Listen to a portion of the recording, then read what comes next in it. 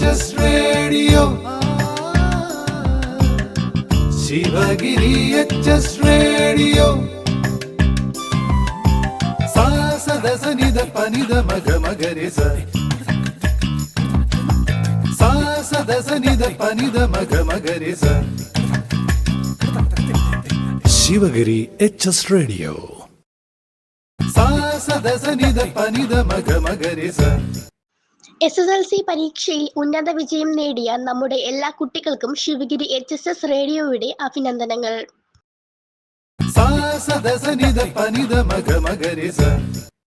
പോയ വാരത്തിലെ പ്രധാന വിശേഷങ്ങൾ അവതരിപ്പിക്കുന്നത് അനോന സിദ്ധു, അനാമിക, നേഹ ഫാത്തിമ. പോയ വാരത്തിലെ പ്രധാന വിശേഷങ്ങൾ. SSLC വിജയം 99.07%. സ്വർണ്ണവില ഉച്ചയടിക്ക് 10,200 കോടി. മിന്നൽ വേഗത്തിലെത്തുന്ന ദുരന്തം. കേരളത്തിന്റെ മുഖ്യമന്ത്രിയായി VD സതീശൻ. പശ്ചിമ ബംഗാൾ ഭൂരിഭാഗം MLA-മാർക്കും ക്രിമിനൽ കേസ്. തോൽവിയെ കണ്ണൂരിൽ നിന്ന് പഠിച്ചു തുടങ്ങാൻ CPM. പോയ വാരത്തിലെ പ്രധാന വിശേഷങ്ങൾ വിശദമായി. SSLC വിജയം 99.07%. സംസ്ഥാനത്ത് SSLC പരീക്ഷയിൽ 99.07% പേർക്ക് ഉപരിപഠനത്തിന് അർഹരായി.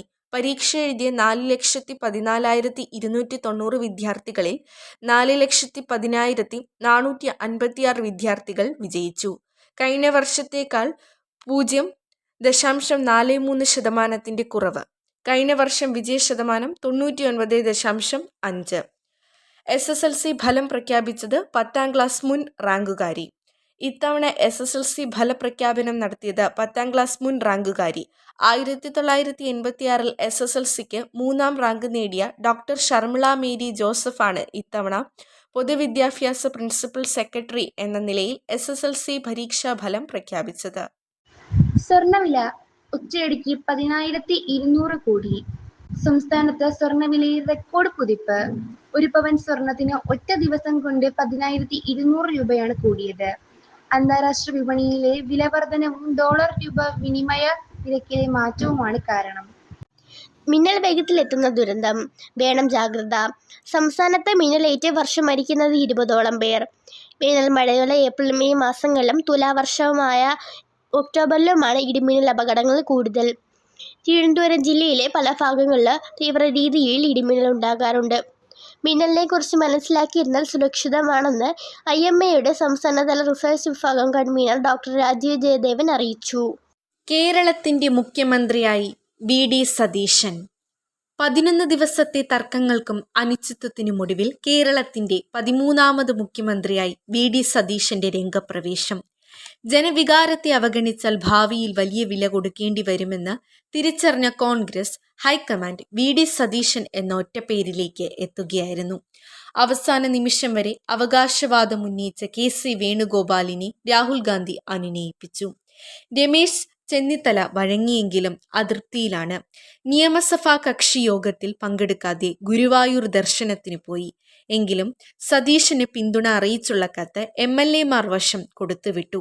ഹൈക്കമാൻഡ് അനുനയം തുടരുകയാണ്. തിങ്കളാഴ്ച രാവിലെ 10-ന് സെൻട്രൽ സ്റ്റേഡിയത്തിൽ സത്യപ്രതിജ്ഞ നടക്കും. വിജയം നേടിയത് ടീം UDF ആയതിനാൽ മന്ത്രിസഭ ഒന്നടങ്കം സത്യപ്രതിജ്ഞ ചെയ്യണം എന്ന നിലപാടിലാണ് സതീശൻ.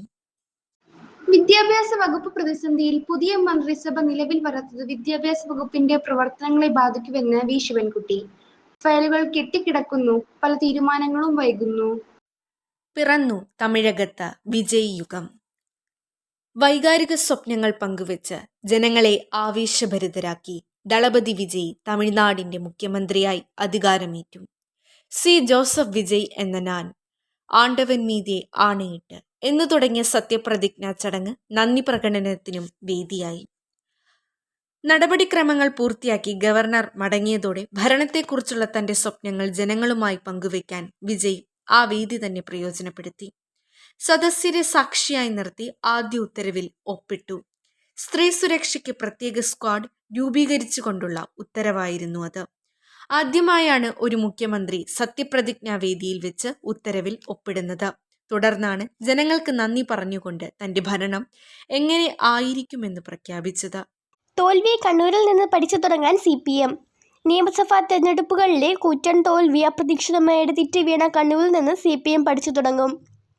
തിരഞ്ഞെടുപ്പ് പരാജയത്തിലെ കാരണം കണ്ടെത്താനുള്ള ജില്ലാ നേതൃത്വ യോഗത്തിൽ ആദ്യത്തേത് കണ്ണൂരിൽ ചേരാൻ വ്യാഴാഴ്ച ചേർന്ന സംസ്ഥാന സമിതി യോഗത്തിൽ തീരുമാനിച്ചു. വെള്ളിയാഴ്ച ജില്ലാ സെക്രട്ടേറിയറ്റും ശനിയും ഞായറുമായി ജില്ലാ കമ്മിറ്റിയും ചേരും. നീറ്റ് UG തട്ടിപ്പിന് അതിഭീമൻ റാക്കറ്റ്. നീറ്റ് UG ചോദ്യപേപ്പർ ചോർത്തിയതിനു പിന്നിൽ അന്തർ സംസ്ഥാന ശൃംഖലകളുള്ള വൻകിട റാക്കറ്റ് എന്ന നിഗമനം. 2024 ചോദ്യപേപ്പർ ചോർത്തൽ രാജസ്ഥാൻ, ജാർഖണ്ഡ്, ബീഹാർ, ഗുജറാത്ത് തുടങ്ങിയ സംസ്ഥാനങ്ങൾ കേന്ദ്രീകരിച്ചായിരുന്നു. ഇത്തവണ അതീവ വിപുലമാണ്. മഹാരാഷ്ട്ര, ഹരിയാന, രാജസ്ഥാൻ, തെലങ്കാന, ആന്ധ്രാപ്രദേശ്, ജമ്മു കാശ്മീർ എന്നിവിടങ്ങളിൽ ശൃംഖലയിലെ കണ്ണികൾ പ്രവർത്തിക്കുന്നുണ്ടെന്നാണ് പ്രാഥമിക നിഗമനം. പശ്ചിമ ബംഗാൾ ഭൂരിഭാഗം MLA-മാർക്കും ക്രിമിനൽ കേസ്. പുതുതായി തെരഞ്ഞെടുക്കപ്പെട്ട പശ്ചിമ ബംഗാൾ MLA-മാരിൽ ഭൂരിഭാഗം പേർക്കും ക്രിമിനൽ പശ്ചാത്തലമുണ്ടെന്ന് association for democratic reforms report ചെയ്തു. പോയ വാരത്തിലെ പ്രധാന വിശേഷങ്ങൾ ഒരിക്കൽ കൂടി. SSLC വിജയം 99.07%.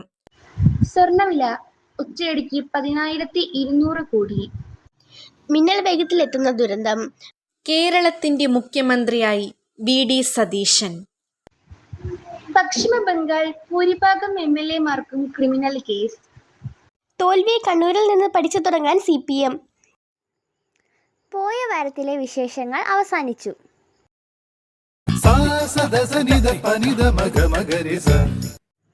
ശിവഗിരി HS റേഡിയോ കേൾക്കൂ, സമ്മാനങ്ങൾ നേടൂ. ഉത്തരങ്ങൾ അയക്കേണ്ട വാട്സപ്പ് നമ്പർ 94 97 26 72 72. പോയ വാരത്തിലെ വിജയി ഫാത്തിമ ഇന്നാര RC.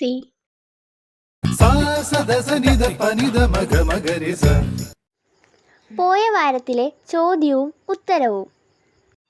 ബംഗാൾ ഗവർണർ ആരാണ്? ഉത്തരം RN രവി.